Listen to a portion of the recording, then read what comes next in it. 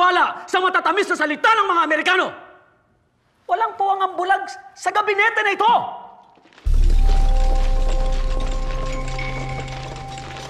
Paano ang aming mga negosyo? Kapag nakapaglaban kami, babagsak ang ekonomiya. Paano namin mapapakain ang aming mga pamilya? Negosyo o kalayaan, bayan o sarili, pumili ka! Magandang araw po sa inyo lahat. Welcome po sa panibagong reaction video dito sa Makapili PB. Ngayon, ang pagkikwentuhan natin itong si Senator Antonio Trillanes. So hanggang ngayon, hindi pa rin tapos yung kanyang pagpapansin. At ito, nagiging spokesperson na talaga siya ngayon ng ICC. So, mas, kumbaga, sabihin na natin, mas andining niya ngayon sa mga taga-ibang bansa, hindi na sa mga Pilipino. Kasi, nagiging spokesperson na nga siya ng ICC. At ngayon, meron na naman siyang pautot na naalala ninyo na sinabi nga niya, which is pinatutuhanan naman ni Solgen, ni Solicitor General Guevara na meron talagang communication na ibinigay na yung ICC para imbestigahan yung mga 5 personalidad. Pero sabi nga ni Solgen Guevara, hindi po makikipagtulungan ang Pilipinas. Pwede silang mag-imbestiga, bahala sila sa buhay nila, pero wala silang aasahang sabihin natin na kumbaga parang hindi nila uobligahin yung 5 personalidad na gusto nilang interviewin.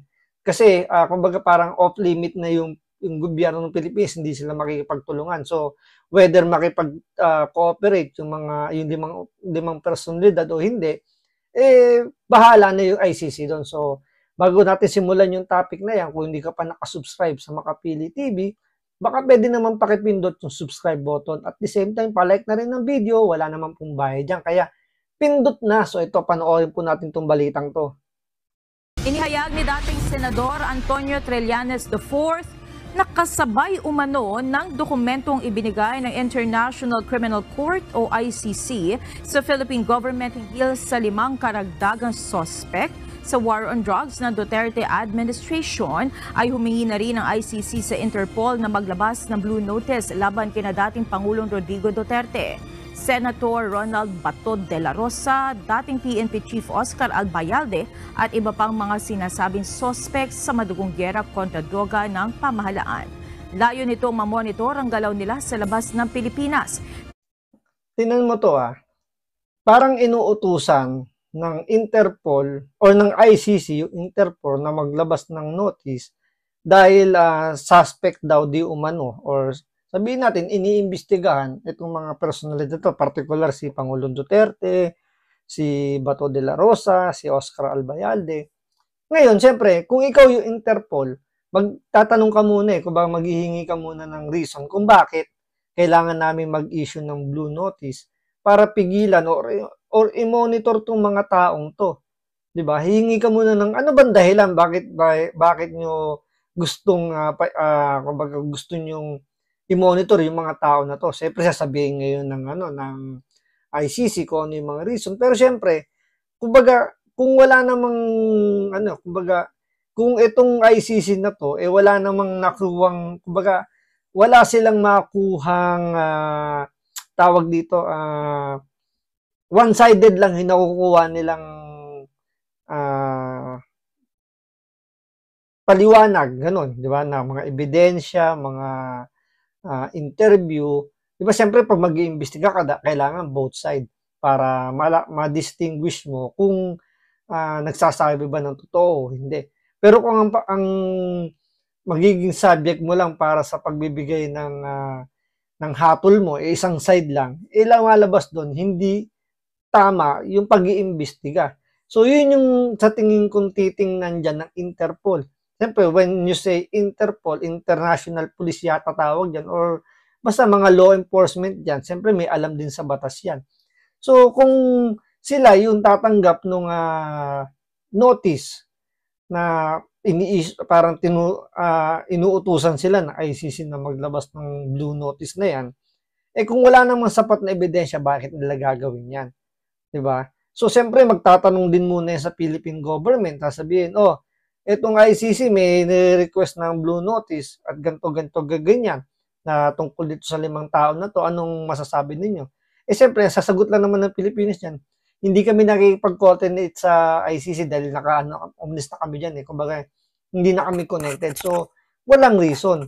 So, sunog dito, yung sinasabi dito ni Trillanes, yung pagiging spokesperson niya, sunog yung ICC, pati si Trillanes. Kasi nga, hindi dumaan sa proper na proper investigation yung kanilang ginagawa kasi nga one-sided lang. So paano mapapatunayan yung mga aligasyon na isinasampan nila doon sa 5 personalidad kasama kay Pangulong Duterte kung wala namang nangyaring investigasyon sa both parties kung isang side lang, di ba? So napaka-imposible itong sinasabi ni Trillanes. Tandaan ninyo ang sabi niya, June or July, lalabas daw yung warrant of arrest ni Pangulong Duterte. Patapos na po ang July, wala pa pong warrant of arrest. So kumbaga, asan na yung credibility dito ni Trillanes na pagiging spokesperson ng ICC kung hanggang ngayon wala pa ring warrant of arrest na inilalabas itong ICC, di ba? Tuloy. Pero ayon kay Trillanes, kapag pumunta ang mga ito ng ibang bansa ay maaari silang pigilan sa immigration pa lamang. Maaari silang i-hold sa mga iba't ibang immigration counters kung saan man silang bansa lalabas. So yun yung magiging sitwasyon pagka merong blue note.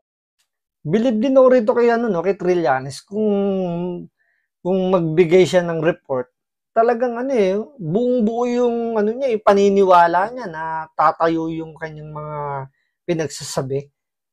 No? Yung kumbaga, feeling ko nga parang spokesperson talaga to ng ICC, parang yung sinasabi niya is in behalf of ng ICC na eh. 'Di ba? So kung alam niyo yun, yung ang lakas ng dating niya, akala mo ang dami niyang alam pagdating sa international law, pero hindi niya naiintindihan kung ano ba talaga yung function. Anong nangyayari nga rito, parang nalalagay pa nga sa katatawanan yung ICC ngayon eh. Bakit kamo? Unang-una, parang pinaiikot na sila ni Trillanes. Hindi nila napapansin siguro yan, pero parang pinaiikot na sila ni Trillanes, kung parang nadidiktahan na sila kung ano yung dapat nilang gawin. So, hindi nila napapansin na umiikot. Kaya ganun kagaling to si Trillanes alam nyo, yung magpasakay, pati International Criminal Court, napapaikot siya sa palad niya. Di ba parang nangyayari ito, parang hostage, kailangan masunod yung gusto niyang mangyari. Ngayon, siguro baka nga siya lang may gusto na maglabas ng blue notice itong ICC, wala lang silang magawa dahil kumbaga napasubo na sila rito eh. Kung atras pa sila rito, lalabas parang kumbaga lalabas na sila, yung kumbaga mahinang klaseng mga prosecutor kasi alam naman talaga nila walang mangyayari kung hindi makikipag-cooperate yung isang bansa eh. Kita kung international criminal, sabi nga nila dyan, pag sinabing International Criminal Court, ang kinakasuhan dyan is 2 bansa na kumbaga, may dalawang bansang merong hidwaan. Hindi yung isang bansa lang na ang problema ay yung judicial system. Dito sa Pilipinas, wala namang ganun nangyayari na may problema tayo sa justice system natin. Kung tutusin nga, di ba, yung si Dilima nga yung sabihin natin, pinaka good example na meron tayong justice system na gumagana kasi nakalaya si Dilima at nirerespeto ni Pangulong Duterte yung naging hatol ng korte natin. Kaya masasabi natin na talagang walang kahihinatnan yung itong pinagsagawa nito ni Trillanes. Samantala, sa mensahe ni Solicitor General Menardo Guevara sa UNTV, sinabi nitong wala siyang impormasyon sa request para sa Interpol Blue Notice na sinasabi ni Trillanes. Boom! Diba? Yan, sinoplak na ni Solgen Guevara na walang blue notice na namomonitor o walang blue notice na sinasabi ni Trillanes na ibinigay. So doon pa lang kitang-kita na talagang ito si Trillanes, parang masabi lang na ano na kumbaga alam niyo parang naninindak.